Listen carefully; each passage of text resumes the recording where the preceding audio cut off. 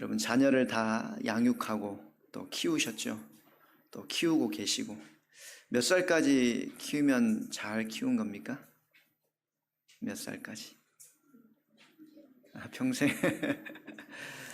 그래요. 네. 부모의 눈에는 저놈이 50이 돼도 60이 돼도 여전히 키워야 될 그런 마음일 것 같아요. 하나님이 우리를 키우신다라는 말씀에 담겨진 뜻을 우리가 한번 깊이 생각해 보면 좋겠습니다. 하나님이 우리를 어떻게 키우시는가? 아브라함의 일생을 보면서 하나님이 이미 키우셨지만 나를 키우고 계신다라고 알 때까지는 시간이 필요했어요. 아브라함에게도. 하나님이 나를 키우시는지를 잘 모르고 자기가 큰 줄 알았죠. 여러분, 우리 자녀들도 마찬가지죠. 여러분들도 스스로 컸구나라고 생각하실 때가 있으셨죠. 이제 언제부터 부모님이 나를 키우셨구나 하셨습니까? 그때를 철이 든 때라고 말합니다. 이제 철이 들면 부모님이 나를 이렇게 키우시는구나. 하나님이 어떻게 아브라함을 키우셨는지 그 모습을 보면 아브라함이 철이 들어갑니다. 철이 들어간단 말은 하나님의 마음에, 하나님의 말씀에, 하나님의 행하심에 반응을 하기 시작했다라는 거죠.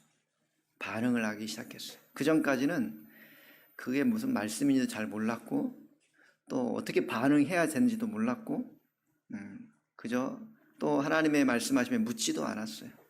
그냥 자기식의 방식으로 열심히 살 뿐이죠. 자, 그런 하나님이 86세에 이스마엘을 그러니까 자기 마음대로 했지만 하나님은 그 주세요 또 이스마엘을. 야, 나에게 기업을 주시고 그렇게 많은 자손을 주신다 그랬는데 안 주시는 거 보니까 다른 방법이 있나 보다 생각해서 아브라함이 선택한 방법이 여종 하갈을 통해서 얻은 자식이죠. 마음에 안 들면 하나님이 안 주셔야 되는데 그게 마음에 안 드는데 하나님은 또 주셔요. 그래서 우리가 부모 마음을 다 모르는 거예요. 마음에 안 들면 끝나야 되는데 또 부모는 그걸 허락하고 속상해해요. 그 몫을 자기가 또 감당한단 말이에요. 그렇게 하게 하고 그것이 내 몫인 것처럼 또 나의 책임인 것처럼 그렇게 사는 거죠. 어쩌면 아브라함의 86세 때 이스마엘을 주셨고 99세 때에도 나타나셨죠. 오늘 말씀은 99세 때 이야기인데 99세 때 나타나셔서 다시 한번 또 약속을 확인하시죠. 내년 이맘쯤이라고. 그래서 이번에는 기한을 주셨어요. 기한을. 그 전까지는 늘 주시겠다 하시겠다 이렇게 말씀하시고 언제 하시겠다는 건지 어떻게 하시겠다는지 말씀이 없었는데 오늘 99세 때 나타나셔서는 내년 이맘때라고 이렇게 시간과 기간을 말씀하십니다. 그래서 뭔가 이제 우리의 생각에는 이제는 내년 이맘때니까 자식을 준다 그랬으니까 1년 내에 뭔가 이제 되겠구나 이런 기대함이 생길 수 있을 겁니다. 어떻게 주실까? 근데 아브라함과 사라의 마음속에 들었던 마음은 뭐라고요? 내가 지금 99세인데 100세가 다 됐는데 어떻게? 사라도 똑같은 마음이었잖아요. 내가 지금 나이가 90이 다 됐는데 어떻게? 그래서 두 사람의 반응이 웃었어요. 아브라함도 속으로 웃었고 사라도 그 장막문 밖에서 말을 하는 걸 듣고 웃었어요. 그래서 지난번에는 그런 말씀을 드렸죠. 우리가 사라 너 왜 웃어? 그래서 사라가 안 웃었는데요. 아니야 너 웃었잖아. 이런 대화를 했다 그랬죠. 이런 대화는 왜 했을까요? 너 웃었지? 안 웃었는데요. 웃었잖아. 이게 성경 이야기예요. 그럼 왜 하나님은 팩트 체크를 하세요? 이런 이야기가 성경에 왜 기록되냐 이 말이에요. 왜 기록되어 있을 것 같아요? 그러니까 이런 말씀이 우리에게 이렇게 보여지고 들려질 때 하나님이 어떤 분이신지 알겠는 거예요. 하나님 그런 분이시구나. 이거 팩트 체크해가지고 여러분 아브라함도 보세요. 아브라함이 하나님의 사자들을 맞이하고 이런저런 이야기를 듣고 약속을 받는데 그 말씀을 하실 때 아브라함 마음에도 어땠어요? 너한테 내년 이맘때 있을 것이라니까 픽 웃었단 말이에요. 속으로 픽. 이건 어떤 웃음이라고요? 비웃음? 어이없음? 황당함? 그렇죠. 충분히 이성적인 사람이니까 여러분도 그러지 않겠어요? 이렇게 생물학적으로, 자연과학적으로 어떤 다음의 결과가 예상할 수 없는 우리는 그런 정확한 지식과 확률과 통계를 가지고 있는데 내가 나이가 지금 100이어서 지금 내 안에 살아가 90이 다 돼서 이제 생리를 안 해요. 태가 끊어졌어요. 이제 더 이상 어떤 생산의 가능성이 없다라고 이게 분명한 증거가 있는데 그렇게 말을 하면 여러분 마음은 어떻게 받아들이시겠냐고. 똑같은 거예요. 아브라함도 사라도. 이성적으로 판단하고 자연과학적으로 생물학적으로 보니까 이건 불가능한데 계속 그렇게 말씀하시니까. 그래서 생각하는 건 뭐예요? 아니 그럴 것 같으면 차라리 내가 86세 때 이스마엘 이거 할 때 그때 아니라고 그때 주시지. 그때는 좀 가능성이 훨씬 지금보다 있었을 텐데 13년 전이니까. 지금은 끝났거든요. 근데 끝났는데도 계속 말씀하신다면 여러분 어떻게 했어요? 끝났는데도 하나님은 계속 한결같으세요. 그래서 우리가 여러분 믿음을 가지고 산다는 건 그렇게 어느 순간 갑자기 번개가 확 쳐가지고 내가 뭔가 쑥 들어오는 것처럼 그런 게 아니에요, 여러분. 이 수많은 과정 여러분 인생 속에서 그 하나님이 내게 어떤 분이시지? 왜 얼토당토 않으신데 이렇게 나에게 말씀하시지? 말도 안 되는 이야기를 왜 계속 하시지? 이런 수없이 많은 의문과 또는 갈등과 또는 그럴 수 없다라고 하는 의심과 회의 같은 이런 복잡한 마음들이 여러분 안에서 계속해서 일어난다고. 그래서 오늘 이 아브라함도 이 속으로 이제 말은 안 했지만 속으로 하나님 지금 알겠어요. 제가 이렇게 시간이 오래 지나니까 이제 좀 포기할 것 같아서 그냥 위로하려고 그러시는 거죠. 괜찮아요, 제가 알아서 잘 살게요. 더 이상 그렇게 말씀 안 하셔도 제 마음 하나님께 늘 있으니까 걱정 마세요. 내년에 주실 거라고 이제는 시간 말씀까지 하셨는데 안 그래도 괜찮아요. 지금 내가 이렇게 여기까지 그 전쟁에서 그 사건 나를 구해 주시고 이런 바로 또 아비멜렉 수많은 어려움인데 저를 살게 하시고 그걸로 충분합니다. 하나님. 그냥 이스마엘아 잘 살게 해주세요. 내 눈에 지금 보이는 여러분 아주 13살 신나게 뛰어놀고 아주 예쁘고 막 이렇게 할 그때 나이니까 이놈이나 잘 되게 해주세요. 하나님 앞에. 이런 마음으로 그냥 툭 던지는 거죠. 그러니까 여러분 아브라함의 반응이 이게 하나님의 말씀을 진심으로 받는다거나 정말 진지하게 여겨서 뭔가 이렇게 생각한다거나 그런 게 아니고요. 그냥 마치 성의가 없는 것 같고 별로 감동도 없고 그냥 얘나 잘 키워주세요. 마치 이런 그냥 지나가는 말로 푸념하듯이 던져지는 이런 모습으로 하나님과의 대화를 진행하고 있다고요. 이게 오늘 말씀이에요. 여러분 느껴지십니까? 이게 느껴지셔야 돼요. 말씀 읽으시면. 그래서 큰 기대가 없다는 거예요. 아브라함에 큰 기대가 없어요. 험한 세상에서 아직 나타나지도 않을 그리고 나한테는 아무 가능성 없는데 주실 아들에 대한 기대보다 지금 내 눈앞에서 이놈이 어떻게 자랄까 이 험한 세상에 이놈이 어떻게 살아갈까 걱정되는데 이스마엘이나 잘 키워주세요.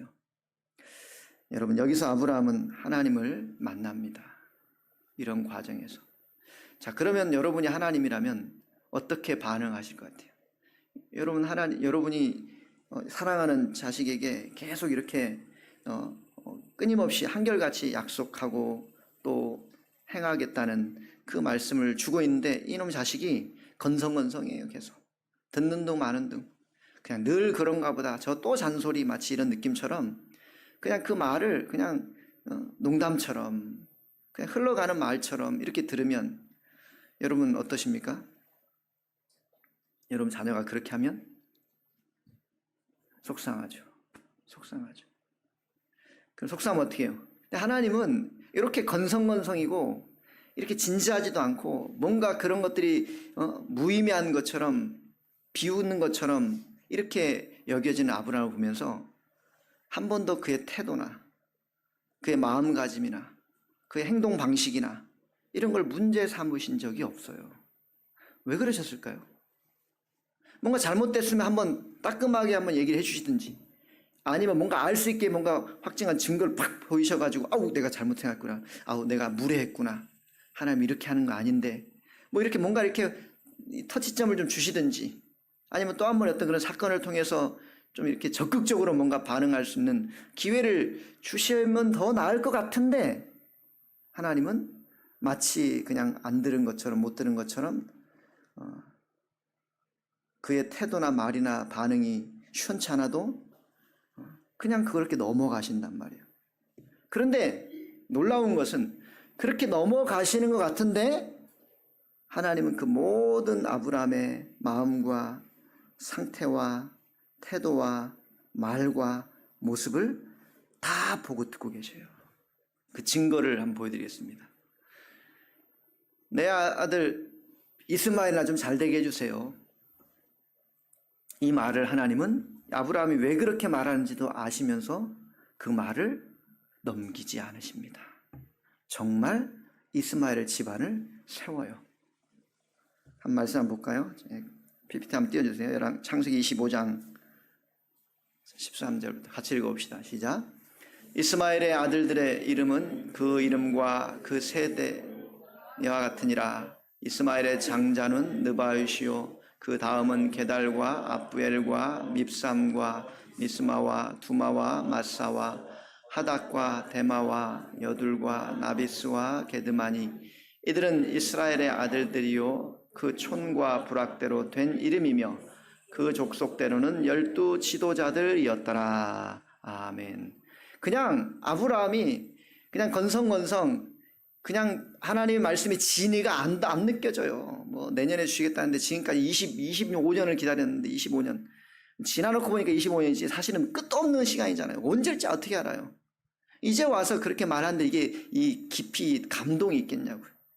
그래서 그냥 이놈 뛰어다니는 놈 요놈이나 좀 안전하게 잘 크도록 좀 돌봐주세요 했더니 하나님이 그 말을 들으시고 이스마엘의 12 아들을 똑같이 야곱 12알처럼 12 방백과 지도자로 삼아요. 아주 크고 영향력 있는 인물들로 키운단 말이에요. 이게 하나님의 마음이에요, 여러분. 85세 때 임신 하갈을 통해서 임신해가지고 그 때문에 하갈이 쫓겨났다가 하나님 다시 불러가지고 부엘라 헤로이 다시 불러드리잖아요. 그 버리지 않으신다고 하나님은 다시 나중에 이제 이삭이 젖될 무렵에 완전 쫓겨났는데 그때도 다 해줘요. 그냥 안 보내요. 그를 모든 삶을 다 살아갈 수 있도록 다 예비하시고.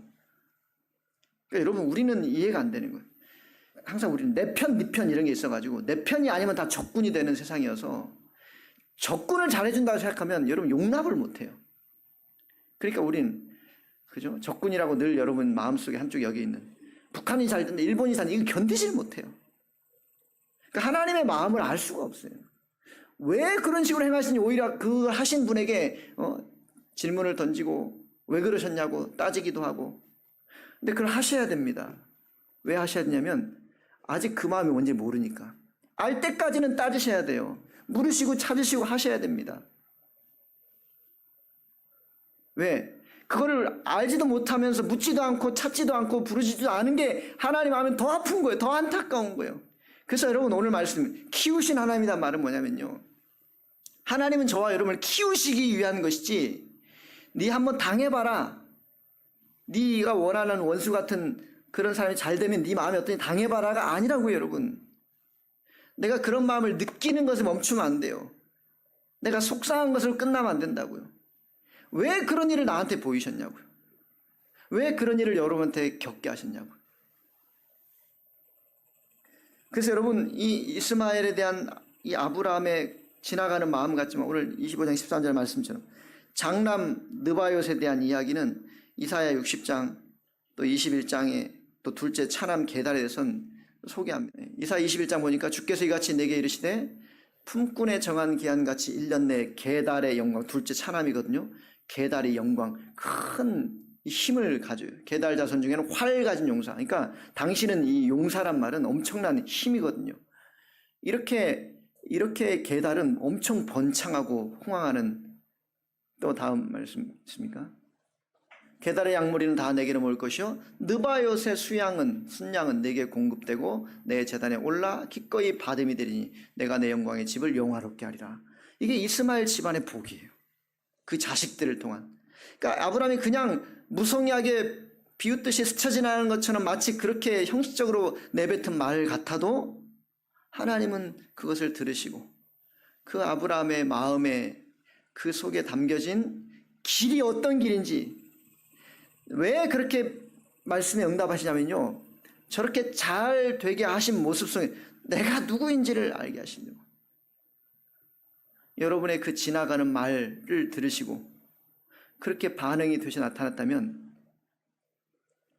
그래서 여러분 가끔 그런 기도, 그런 말씀 하시잖아요. 아, 내가 어차피 이렇게 될 것 같았으면 좀 자세히 기도할 걸, 파란색으로 달라고 뭐 이런 거 있잖아요. 아, 이럴 것 같으면 금액을 좀 높여서 기도할 걸, 내가 지금 빚이 없어요, 1,000만 원 필요한데 이럴 좀 1억 좀 달라 그럴 걸, 뭐 이렇게 여러분 그런 말 하는 적 있잖아요. 좀 자세하게 구체적으로 기도했으면, 그냥 지나가는 게 하나님 너무 힘들어요, 1,000만 원만 주세요 막 이랬는데 오늘 갑자기 확 생기면 깜짝 놀라잖아요. 그냥 너무 급한 나머지 신음하는 소리를 했던 그 기도를 들으시고 뭔가 딱 일어나면 그때 막상 드는 딱 마음이 하나님 감사합니다, 영광, 이게 아니고 1억 좀 그랬을 걸, 이렇게 가는 이유가 뭐겠냐면, 여러분 아브라함은 어떤 사람이 되어 가는가를 보셔야 돼요. 어떤 사람이 되어 가는가. 그냥 이런 일도 만나고 저런 일도 만났다가 아니고요, 저렇게 무례하고 하나님 앞에서 버릇없이 굴었다가 아니고요, 어떻게 자라가느냐, 어떻게 변해가느냐죠.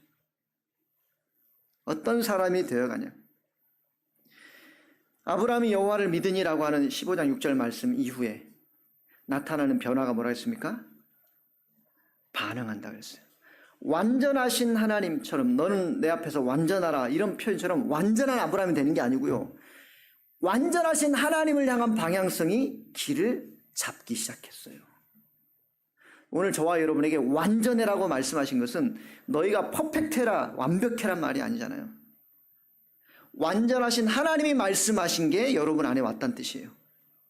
완전하신 하나님의 말씀, 우리의 삶의 모든 방향성이 완전하신 그분을 향한 길을 향해 가고 있는가에 대한 그 마음을 여러분에게 다시 일깨워 주시는 거예요. 그러니까 여러분, 아브라함은 그 하나님을 향한 방향 전환을 반응하며 이제 나타나고 있는데, 이 반응이 점점점 세밀해지고 또 다양해지고, 어떤 면에 우리 시간에 약간 노골적이고 이렇단 말이에요.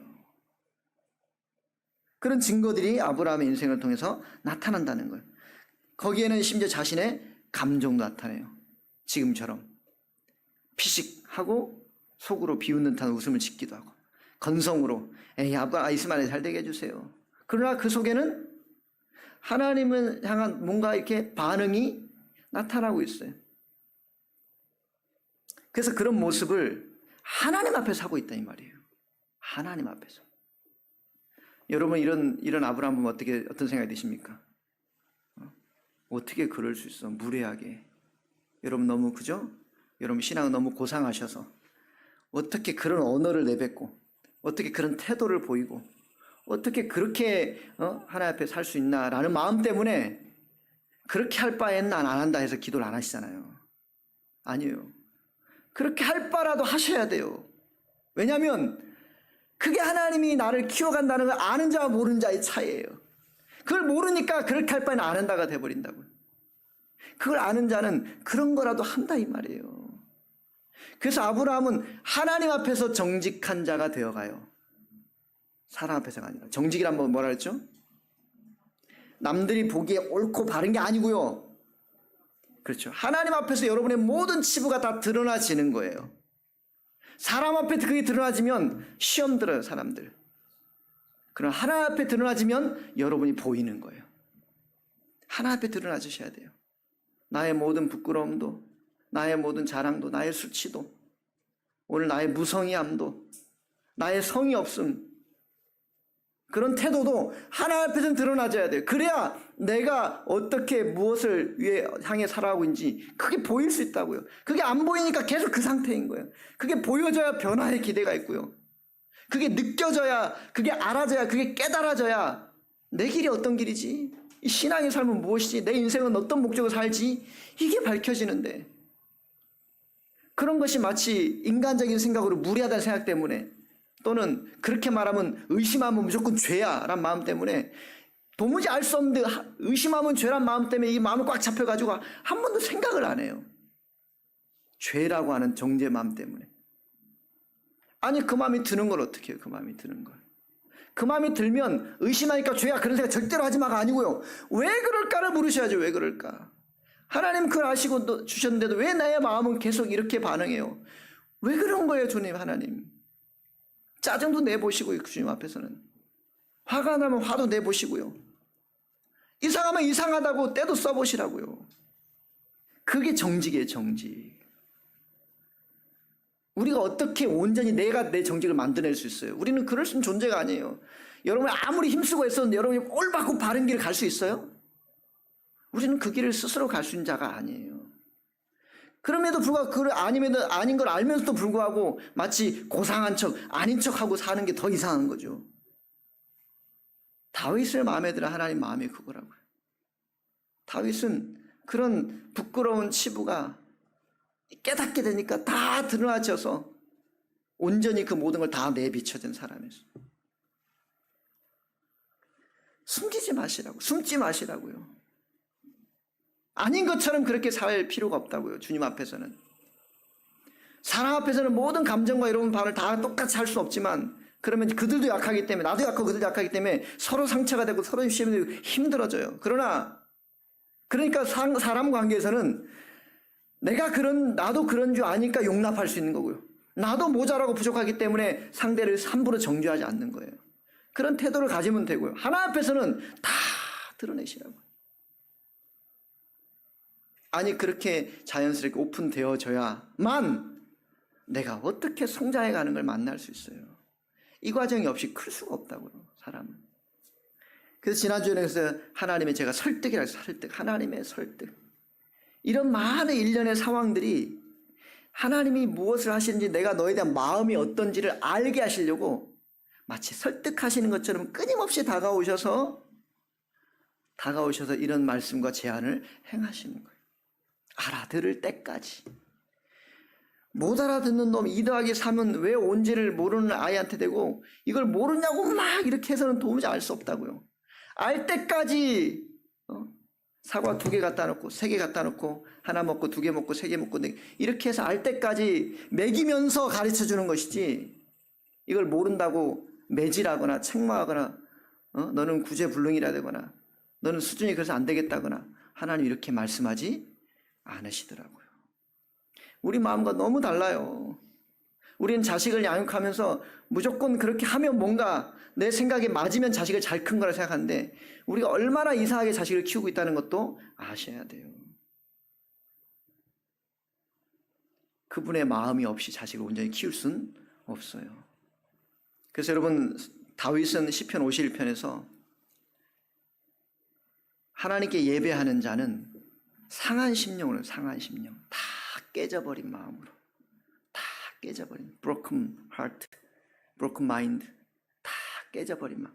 이 세상에선 도저히 싸매고 치유할 수 없는 그 상태로 주 앞에 오는 거예요. 적당히 자기가 다 추스려가지고 나는 괜찮아하는 마음으로 와서는 회복 치유될 수가 없다고요. 그렇죠?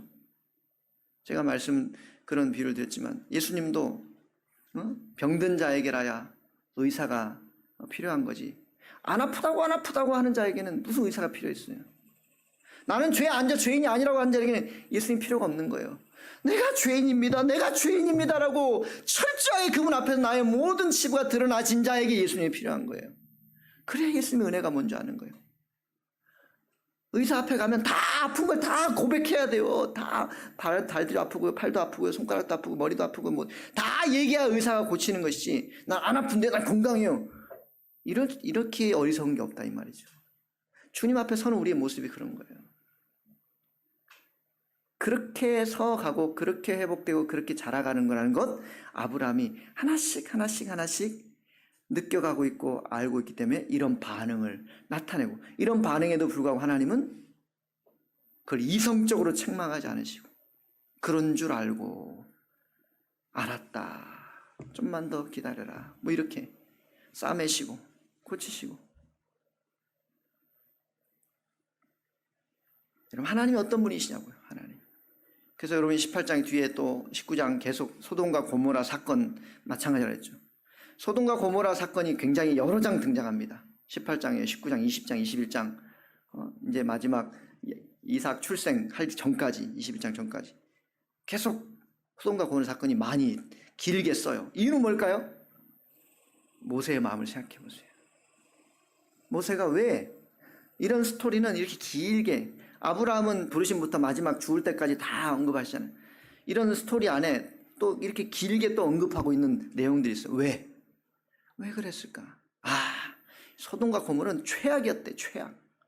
소돔이란 말이 뭐라고? 소돔이 남색하는, 아주 성적 음란이 아주 심한 도시였던 것 같아요. 소돔이. 그래서 소돔이에서 소돔이란 말처럼, 그러니까 얼마나 하나님이 싫어하시는 그런 모습이 아주 극악했는지, 이런 동네는 가만히 놔둘 수가 없다. 내가 다 쓸어버리고 심판하겠다. 무서운 하나님, 그렇게 알려주시려고요. 너희들도 저런 식으로 따라가면 니들도 장담할 수 없어. 이렇게 충격요법입니까? 불로, 하늘에 불이 비같이 내려 다 태워버리잖아요. 왜 소돔과 고모라, 물론 우리가 인간의 죄성이라는 게 얼마나 무섭고 심각한지, 그런 소돔과 고모라 같은 그런 모습을 보면 이제 직관적으로 느낄 수 있죠. 직관적으로. 그러나 여러분, 직관적으로 보는 것만 죄예요? 그걸 보고 있는 여러분은 그거 상관없는 거예요? 소돔과 고모라가 멸망당을 보고 어이구 저것들 죄 짓더니 쌤통이다, 이런 거예요? 나는 괜찮지, 이런 거냐고요. 여러분, 성경의 이 일련의 사건들은 어떤 현상과 양상을 설명하는 게 아니에요.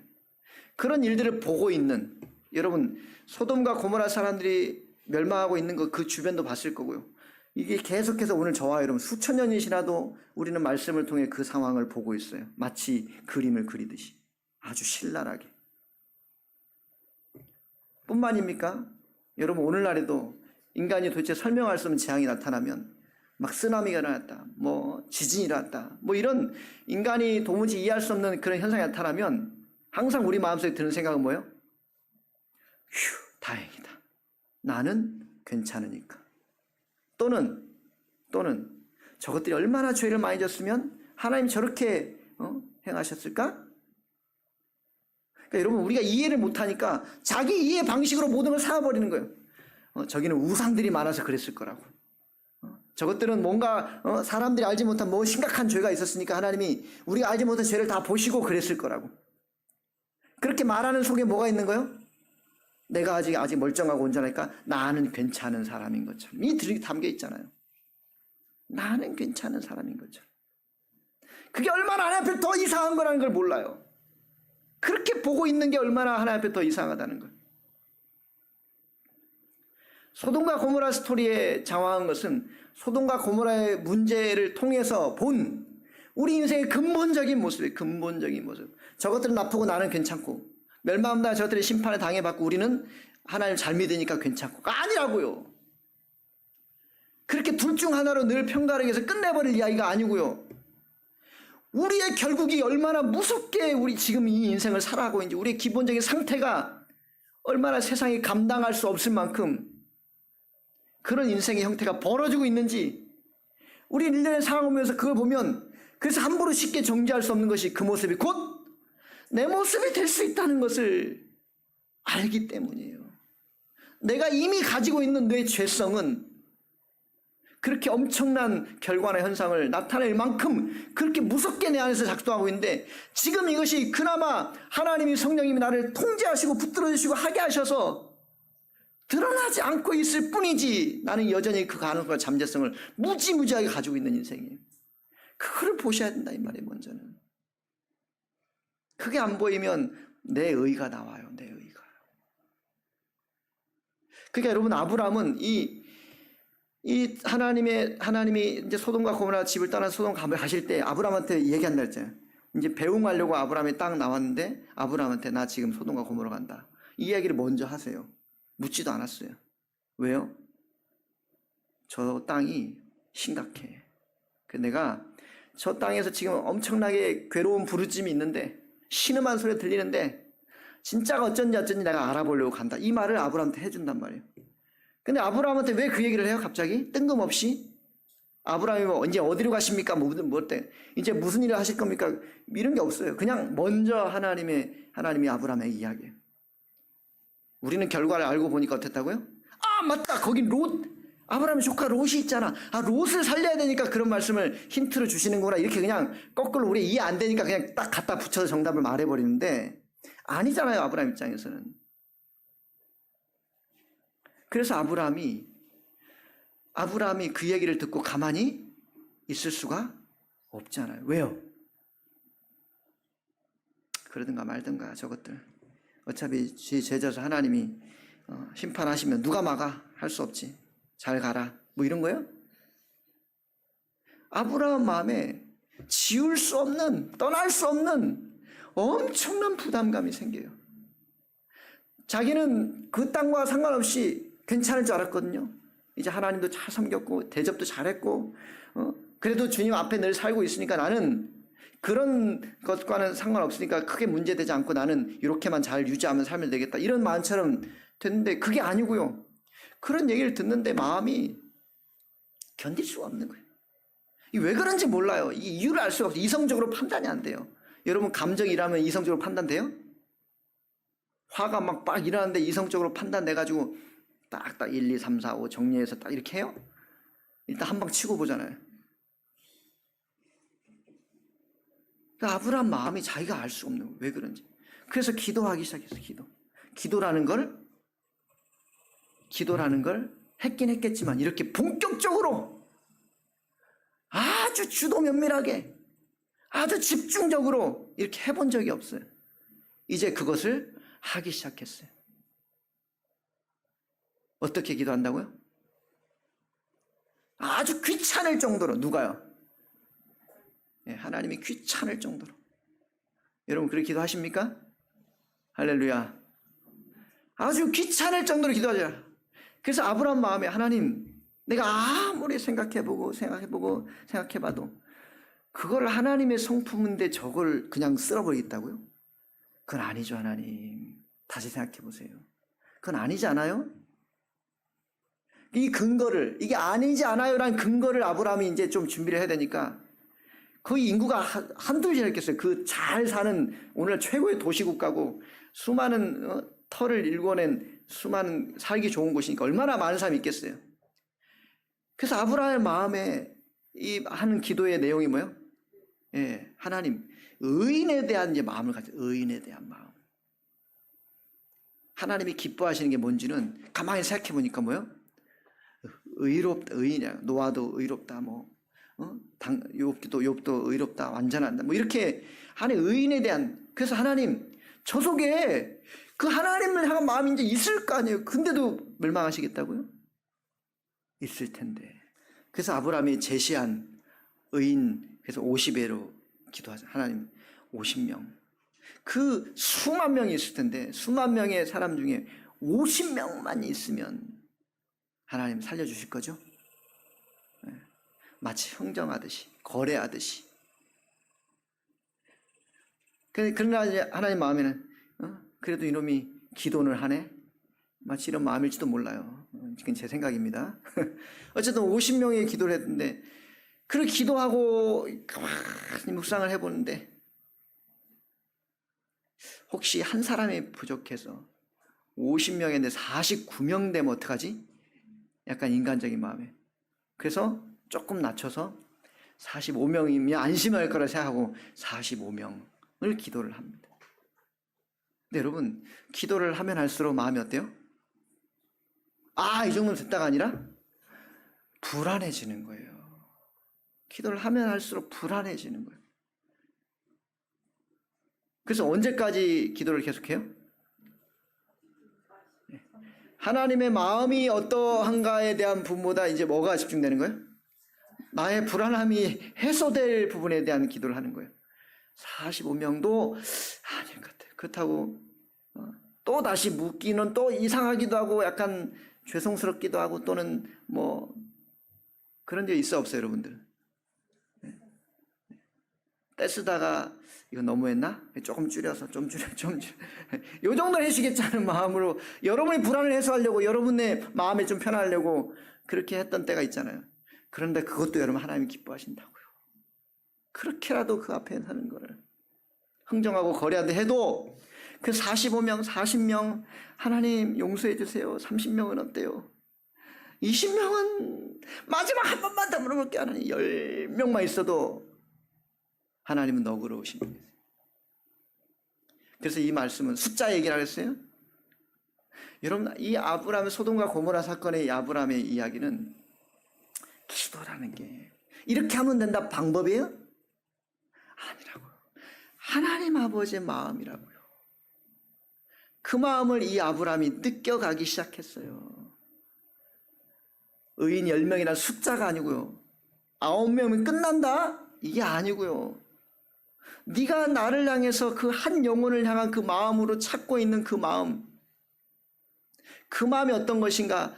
사실 아브라함은 자기 안심, 자기 불안 때문에 이렇게 줄일 수도 있는데 하나님은 그렇게라도 하나님이 말했던 이야기가 아브라함 가슴속에 남아 있어서 그렇게라도 찾기도 하고 앞에는 무성의하기도 하고 그렇지만 네가 나의 말을 듣고 반응하고 또 그렇게 다시 따지기도 하고 하는 것처럼 다가와도 잘했다 하신다고요. 왜? 키워야 되니까. 여러분을 키우셔야 되기 때문에 여러분 인생의 삶에는 많은 문제가 나오는 거예요. 그 문제 없으면 여러분 생각을 안 할 거거든요. 내가 잘해서 된 줄 알고 내가 열심히 해서 된 줄 알고 자기가 그렇게 잘 준비해서 다 된 줄 알고 그냥 그래서 말했잖아요. 어제 우리 선생님들 교사 강습회에서 우리 마지막 시간에 목사님이 하셨던 말씀 뭐였어요? 기억나세요? 나싸라는 단어 기억나요? 나싸? 나싸는 단어가 뭐라고요? 시험하다라는 말도 있는데 인도하다는 말도 있었어요. 근데 단어가 틀려요. 그래서 언어 유희한다 그랬잖아요.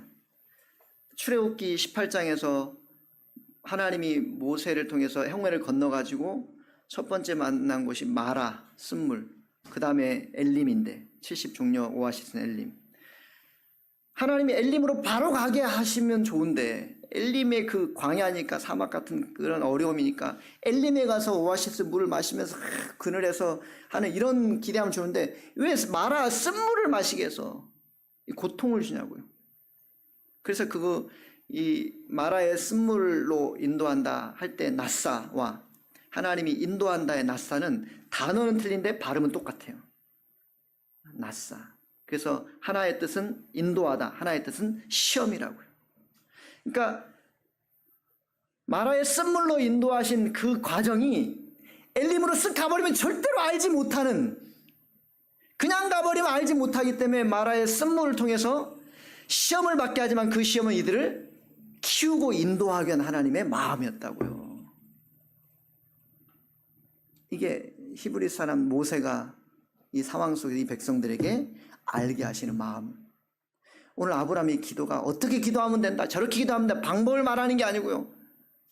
그렇게 아브라함이 하나님 앞에서 이제는 그런 마음으로 찾기도 하고 매달리기도 하고 얼토당토하는 행동 같지만 그러나 하나님 앞에서 있는 이 모습이 점점 확장되고 새로워서 기대하는 모습으로 커가고 있더라라는 거예요. 이게 믿음의 삶이라고 여러분. 이 시험 같은 유혹 같은 세상 속에서 그 상황을 견뎌보고 기대어 봐야 하나님 우리 인도하신다는 게 무엇인지를 알게 된다고요. 그래서 가끔은 애가 엄마랑 같이 뛰어다가 넘어져도 안 일으켜주고 가만히 서서 지켜볼 수밖에 없는 이 마음의 과정이 필요한 거예요. 그때는 서운했지만 그때는 마음 아프다고 확 일으켜주면 이 아이가 크질 않는다고요. 생각이 크질 않고 삶이 크진 않아요. 어느 땐가는 가만히 지켜보는 마음 아픔이 있을지라도 놔둬야 될 때가 있어요. 간섭하지 말고 놔둘 때, 큰 수준에 이를 때까지. 여러분 인생의 삶은 어떤가 가만히 보십시오. 힘드시죠? 어려움이 있을 겁니다. 정말 걱정, 근심하는 기도 제목도 있을 거예요. 근데 그게 없으면 생각을 안 한다고. 내 인생을 생각을 안 해요. 내 삶의 자리를 묻질 않아요. 찾질 않아요. 그것이 여러분을 정말 귀하게 키워내시는 하나님의 마음인 것을 잊지 마세요. 아브라함은 죽을 때까지 그렇게 하나님의 간섭과 돌보심을 만나고 있어요. 그래서 아브라함의 인생을 믿음의 사람이라는 거예요. 믿음으로 어떻게 우리가 커가고 있는지. 그래서 기대하는 거예요. 오늘도 여러분을 어떻게 키우실지, 내일도 여러분을 어떻게 키우실지 기대가 되십니까? 우리는 평생 그렇게 자라가야 됩니다. 배우기를, 하나님 앞에서 커가기를 원하지 않는 것은 불신앙의 죄예요. 그렇죠? 그 무식한 거하고 무지한 건 다르다 했죠. 무식한 것은 잘 모르는 거예요. 그러나 무지한 것은 모르는데 안 배우려고 하는 거예요. 안 배워서 모를 수 있어요. 그럼 모르면 어떻게 하면? 배우면 되죠. 알려고 하면 되죠. 찾으면 되죠. 구하면 되죠. 근데 그걸 안 하는 건 죄라고요. 믿음은 그렇게 우리가 훈련받고 단련됐고 새로워져가는 겁니다. 이런 모든 일련의 상황에서 하나님은 한 번도 아브라함을 딱 책망하시거나 절망하시거나 실망하시거나 하지 않으시고 끝까지 끌고 가시더라. 이게 하나님의 사랑인 줄 믿습니다. 여러분, 저와 여러분을 그렇게 키워가십니다. 이 기대함으로 매일매일의 삶을 그분 안에서 정직하게 살펴내시고 바라보셔서 품으시고 안아주시고 새롭게 하신 하나님을 만나는 그런 즐거움과 기대함이 있기를 예수님의 이름으로 부탁을 드립니다.